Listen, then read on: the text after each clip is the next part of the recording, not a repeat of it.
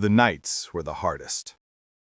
The city fell into silence after midnight, and the hum of traffic faded into the distance, leaving only the rattle of wind against rusted street signs and the occasional scrape of a stray can tumbling down the gutter.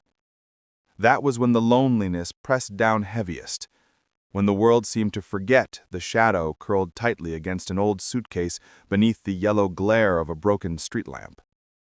The German shepherd had made this corner his home, or rather, the last place that still carried the memory of one. The suitcase was weathered, its leather peeling, its metal clasps dulled with rust. It smelled faintly of the one who had left him here, the scent clinging like a ghost he could not chase away.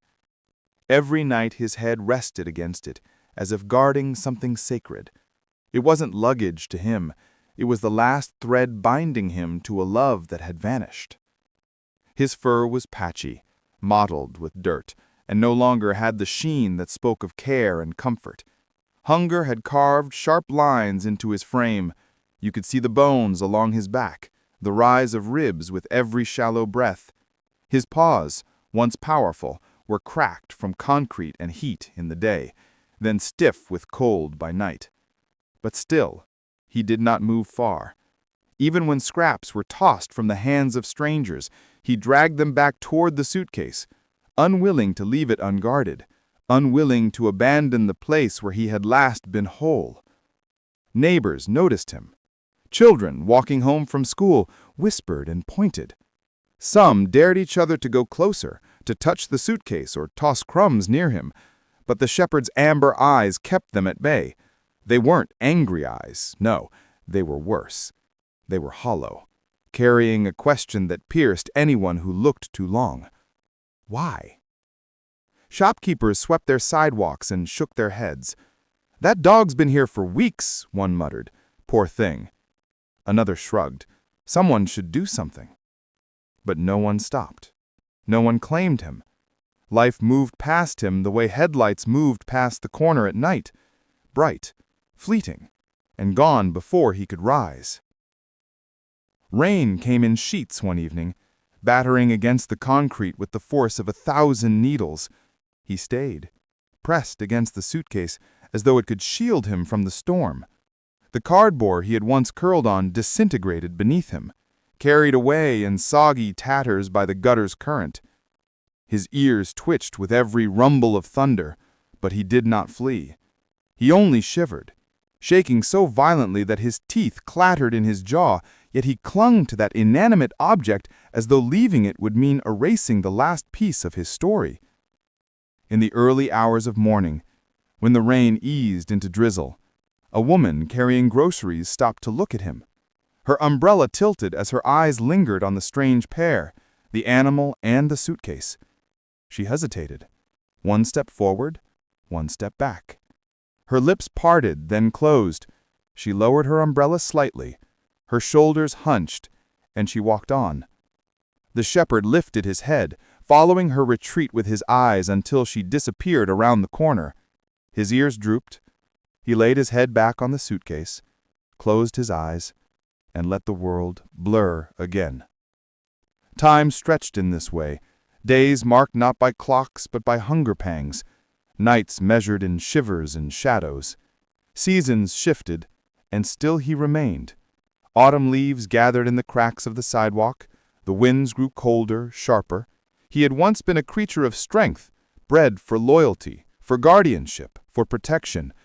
Now he guarded only silence and absence. But he waited. There was something in him that could not let go, that could not accept that the one who had placed the suitcase down and walked away would never return. The suitcase still smelled of them. On days when the sun warmed its surface, he pressed his nose against it, inhaling deeply, as though willing that memory back into flesh. His tail, thin and listless, would give the faintest twitch, an echo of the wag it once carried. Then the cold would return, and with it, stillness. Children began to call him the suitcase dog. It became a story whispered between them as they passed. Some said he was cursed. Others swore he was waiting for someone who died. In hushed tones, they made him into a legend. not out of malice, but because his presence was haunting. Adults ignored these whispers, though every now and then one or two would glance too long and feel the sting of guilt before hurrying on. Winter arrived. Frost painted the edges of windows, and the nights dipped below freezing. The shepherd's breaths came out in visible plumes, his body curling tighter against the cold. He shivered so fiercely that it seemed impossible he could last another night, yet when the sun rose, there he was, still beside the suitcase, a little weaker, a little thinner, but alive. His eyes began to cloud with fatigue, but they never lost that glimmer of searching when a car slowed at the corner or a pair of footsteps approached. Each time hope flickered, and each time it dimmed, until hope itself seemed crueler than hunger. One evening, when the wind roared like 1,000 voices and the street lamp above flickered out, plunging the corner into near darkness, the shepherd's head dropped heavily onto the pavement. His chest rose and fell in uneven rhythm. For the first time, he did not stir when footsteps approached. A teenager crouched near him, curiosity outweighing fear. He reached out tentatively, fingers hovering over the matted fur. The shepherd did not move, not even to flinch. His hand brushed against his side, and he felt the faint, fragile tremor of breath. Startled, the boy pulled back. "Hey, he's still alive," he whispered to no one. The shepherd's eyes flickered open, slow and heavy. They met the boy's gaze for only a heartbeat before closing again. That moment stayed with the boy long after he left, running home to warmth, while the shepherd remained in cold silence. And still, he guarded. The suitcase had grown darker with time, soaked and dried, its edges fraying, its corners softened by the elements. But to him, it was unchanging. It was the anchor in a world that no longer made sense. As December neared, frost glazed the pavement each morning. His breaths grew shallower, his paws stiffened, but he stayed. Because maybe, tomorrow, just maybe, the sound of footsteps would not fade. Maybe the figure would not pass by. Maybe the car would not keep driving. The night it finally happened, the streets were nearly empty. The shepherd lay curled against the suitcase, his body still for the rise and fall of his chest. Headlights approached, their glow wash across the wet pavement. He did not lift his head this time. He was too tired. The car slowed, its engine rumbled low, then stopped. A door creaked open, its sound sharp in the night air. The shepherd's ears twitched. For the first time in months, someone had chosen not to pass. He lifted his head slowly, weakly, eyes narrowing against the light, and for a breathless moment, the world seemed to hold itself still. Someone had stopped. The sound of the car door opening was sharp against the silence of the night.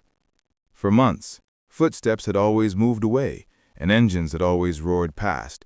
But this time, something shifted. The shepherd lifted his head, ears flicking forward despite the weight of exhaustion pulling at his body. The glow of headlights pooled across the street, cutting through the darkness like two pale moons. He blinked, squinting against the glare. His eyes, dulled by hunger and fatigue, still held a flicker of question. Why did it stop? Daniel stood with one hand on the edge of the car door, his breath fogging in the winter air. He hadn't planned to stop. In fact, the last thing on his mind that evening was a dog.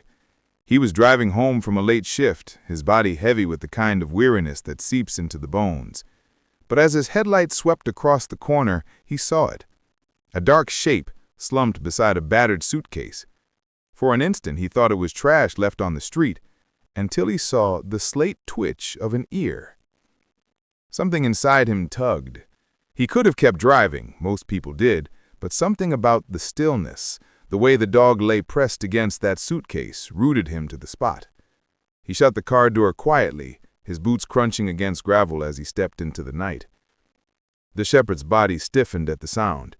His tail remained tucked tight against him, his paws shifting minutely on the cold ground. A low growl hummed in his throat, not loud, but enough to send a warning. He did not trust the figure moving closer. Humans had left him. Humans had walked by for months without stopping. Humans had abandoned him to the suitcase. Why should this one be different? Daniel crouched a few feet away, lowering himself slowly to seem less threatening. His breath was visible in the beam of the headlights, and his voice, when it came, was soft. "Hey, buddy. Easy. I'm not here to hurt you." The shepherd's ears flicked at the sound of words, familiar yet strange after so long without them. He did not move closer. His head remained low, his body angled protectively toward the suitcase as if daring this stranger to come nearer. His growl deepened, a tired but defiant sound. Daniel swallowed, his chest tightening at the sight. The dog's ribs jutted against his skin, his fur clumped with dirt and rain. This wasn't just a stray. This was someone's dog once, a dog who had known love, a dog who was waiting for someone who never came back. That old suitcase wasn't random. It meant something. "You've been here a while, huh?" Daniel's voice cracked with a mixture of awe and sorrow. He reached into his coat pocket, slowly, pulling out the half sandwich he hadn't eaten during his shift. The bread was slightly stale, but it carried the smell of meat. He tore a piece, tossing it gently onto the pavement a few feet from the shepherd. The dog's nose twitched. Hunger gnawed at him like fire, but fear held him back. For long minutes, he simply stared, eyes locked on the man crouching before him. Then, with hesitant movements, he inched forward. His paws dragged slightly, stiff from cold. He stretched his neck, teeth snapping up the morsel, before retreating immediately, tail still pinned. Daniel didn't move. He let the silence sit, let the dog decide. Slowly, piece by piece, he tossed more. Each time the shepherd edged closer, though never more than arm's length. Each bite was a war between survival and mistrust. Each chew echoed the months of emptiness that had nearly broken him. "Good boy. That's it. You're okay." The shepherd froze at the words. They pierced through him like a memory. Once, long ago, a voice had called him that way, soft, reassuring. For a moment, his eyes softened. For a moment, he let the tone wash over him like warmth. But then the memory cut, leaving only the present, the suitcase, the cold, the stranger. He retreated half a step, muscles trembling. Daniel felt the sting in his throat. He wanted to reach out, to touch the matted fur, to promise the dog that he would never be left again. But he knew one wrong move could send him bolting into the night, lost to the dark streets forever. So he waited. Minutes stretched, long and heavy. Cars passed occasionally, their engines a distant roar. The shepherd's eyes darted at every sound, body taut with readiness to flee, but he didn't run. Something in Daniel's stillness anchored him there. Finally, Daniel extended his hand slowly, palm up, no food, only trust. "It's okay. I see you. I'm not going anywhere." The shepherd lowered his head, sniffing the cold air between them. His body shook, not just from cold, but from the unbearable risk of what he was about to do. Inch by inch, he leaned forward, his nose brushing against the man's fingers. The scent was unfamiliar but not harsh. His nostrils flared. His breath warmed Daniel's skin for just a heartbeat before he pulled back sharply, ears flattening. Daniel's heart clenched. That tiny moment of contact was enough. It was proof that somewhere, beneath the fear, the dog still wanted to believe. But the shepherd's body suddenly buckled. His legs trembled violently, his chest heaving with labored breaths.